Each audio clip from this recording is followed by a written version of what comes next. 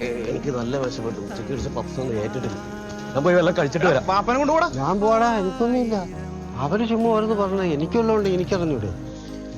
പിന്നെ 2 ദിവസം മുമ്പ് അവന് വയസ്സ് 30ആയി.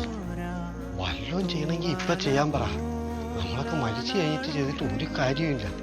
നീ എല്ലാം പറയണുണ്ടല്ലോ. പാപ്പമാരെ വേദനിപ്പിച്ച അപ്പരാക്കിട്ടൂടാ. ഉദീപിന്റെ പാപ്പ മരിച്ചു.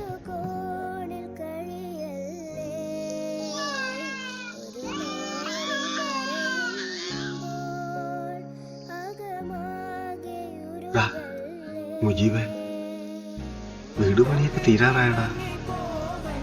കൊറേ ആയില്ലടാ. 3 കൊല്ലമായില്ല നീ ഇവിടെ നിന്ന് പോയിട്ട്. വാപ്പയ്ക്കൊന്ന് കാണണമെന്നുണ്ടാ. വാട പോലെ